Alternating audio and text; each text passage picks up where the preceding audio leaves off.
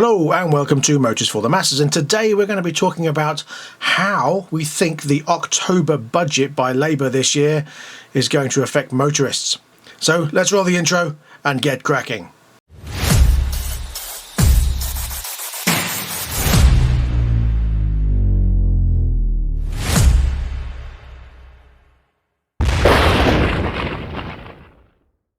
So the first thing to talk about is the pay-per-mile system. It's been discussed quite a few times recently. However, Labour did announce yesterday via Rachel Reeves, you know, that woman that looks like she's constantly chewing a wasp with a downturned mouth and she announced that there's no current plans to introduce road pricing, meaning pay per mile isn't coming yet. However, we all know how flippy floppy Labour are with their we'll promise you this, and then when we get in we're actually going to backtrack and promise you something opposite, hoping you'd forget what happened 3 weeks ago system.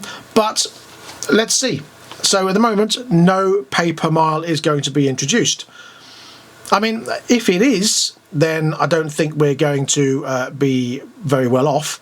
One of the things to combat that, there was a guy, Tom Church, the co-founder of Last Deals or latestdeals.co.uk, has basically said, well, if that happens, we need to think about what our shortest route is.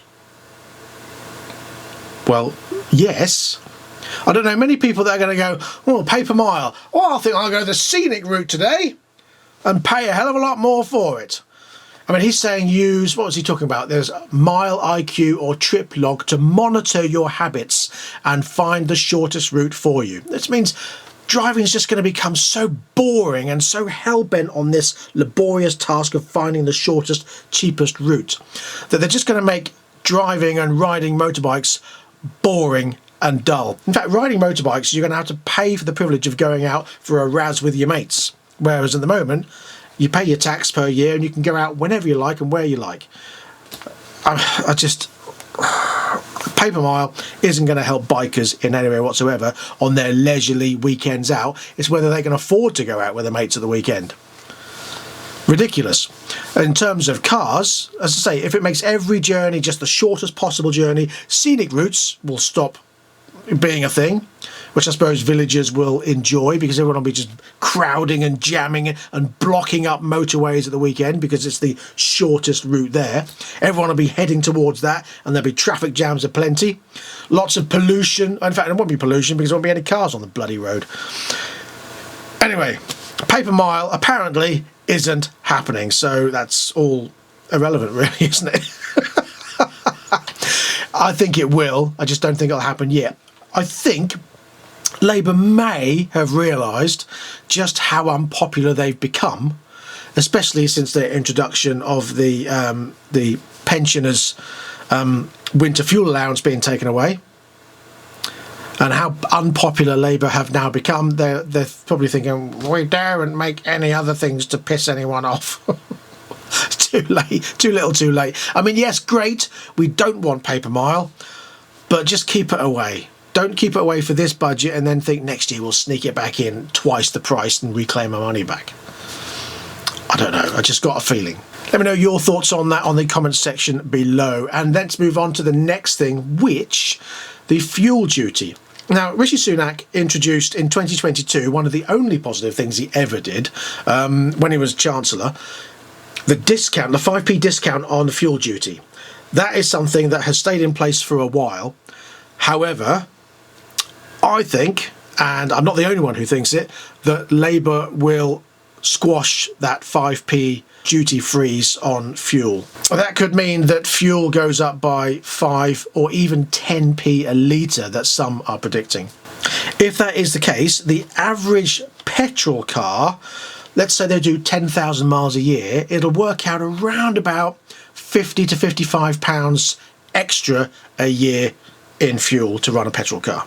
However, that could also mean that diesel as well, because of the fuel duty, will be about another £45 to £50 a year to run that car also. It's not a huge amount on the grand scheme of things. It depends how much fuel your car uses. Mine, obviously, I do on a run, if I'm really conservative in my 5 litre V8 Mustang, will do 35 miles to the gallon. Round town, maybe 20 to 23, depending on how heavy I am with my foot. My wife's Mini, which is a 1.5 cylinder, that does around about 45 miles to the gallon. On average, we can get about 50 if we're really conservative and driving well, on a journey. But driving normally around about 45 miles to the gallon. So it's not brilliant. But I've never been one to worry about fuel anyway. I mean, yes, I'd rather fuel be cheaper when you're driving a V8, especially when my Mach 1 is on the road. That's going to be sort of between 5 and 10 miles to the gallon. Luxuries. And paper mile, I suppose, will be very advantageous on that. Well, in fact, no, it won't, because it's tax-free. So paper mile will not work for me on that, because it's currently tax-free, because it's a 1971 car. So yeah, but this alleviation of the tax duty freeze on fuel seems to be possibly the target that Rachel Reeves is going for. Because apparently in lost revenue it's about £100 billion since this fuel freeze and the discount on the fuel duty has been around since 2011. So with those two combined, they've lost a lot of money over the last, 12, 13 years. So if they do put that fuel duty back on, that could be what they're using to alleviate their black hole that they've inherited from Conservatives only, apparently. Don't even get me started on that one. Stay on the motorist. Stay on the motorist. I mean, from April 2025, they're talking about taxing electric vehicles, which apparently is going to be £10 for the first year and then £190 every year after that. So electric vehicles will be taxed as of April 2025. If the road pricing replaces that, then, I mean, it's interesting that they've said it's going to come into force in April 2025, isn't it? Because in this budget, in October 2024, they're basically saying that they are not going to put on road pricing. But from April next year, they will be charging electric vehicles. However, they're trying to get people from combustion engines into electric vehicles. So that's not an incentive, is it? So perhaps in the next year's budget, they're going to be saying, well, maybe we will introduce road pricing to make it fair for everybody. Because then you're using the road and there's no tax element on the emissions involved, and we're hoping that will encourage everybody to switch to electric vehicles.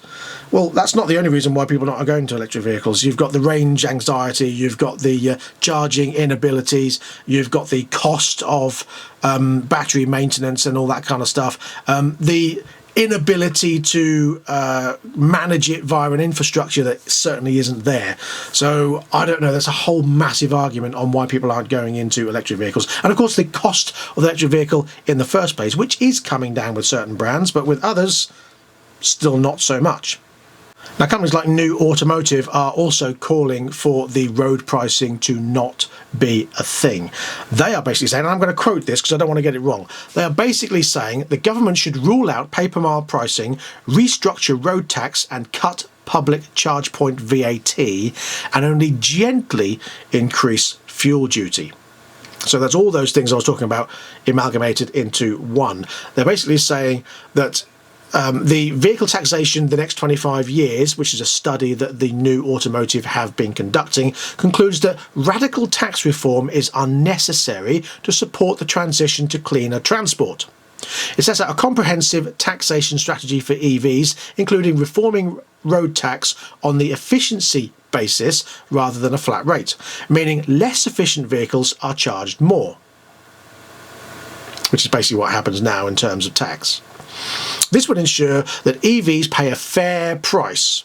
Not really, it means that they'll pay hardly anything in comparison to combustion engine vehicles that use more or are less efficient. What are they classed as less efficient? That's interesting, isn't it? The report, which has been submitted to the Treasury as New Automotive representative to the Autumn Budget 2024, also calls for the government to make a VAT cut on public charging, paid for by gradual increases in the road tax. It also asks for modest increases in fuel duty to ensure internal combustion engine vehicles continue to pay for emissions. Finally, it calls for the government to rule out pay-per-mile pricing based on the experience of New Zealand and Iceland, which could stall EV take-up, as both those countries saw sales slumps after the rules came into force. This illustrates that the issues under the previous administration's plans, drivers of cleaner cars will soon be paying up to 10 times more than owners of older, more polluting petrol and diesel vehicles. Let me know what you think about that. I don't think petrol and diesel is going anywhere at the moment. They can't afford to get rid of it. Manufacturers are still making petrol and diesel vehicles, bearing in mind that they want it all disappeared by 2030. I mean, I know that means new vehicle sales, but if you buy a 2029 petrol car, come 2030, are the government then going to severely, heavily tax that vehicle? Or the pay-per-mile is going to be so much on a tier basis that you pay a lot less for an electric vehicle than you would for a petrol or diesel vehicle? I don't know how they're going to do it.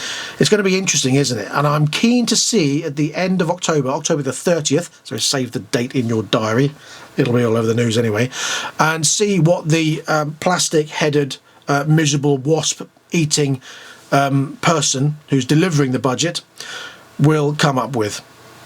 It'll be interesting, wasn't it? We know how flippy-floppy the Labour government have been in terms of what they promise and what they actually do, hoping that people will forget what's going on in the process. But let's just see. Let me know your thoughts in the comment section below. And that's all I've got for this episode. So thanks for watching. I'll be back very soon with a lot more. I've got some gloves that have been sent to me, some new fantastic gloves that I'll be reviewing at the end of this week. So stay tuned for those. Really pleased with those. And you'll see when I show you to them. Show you to them, show them to you. Both work.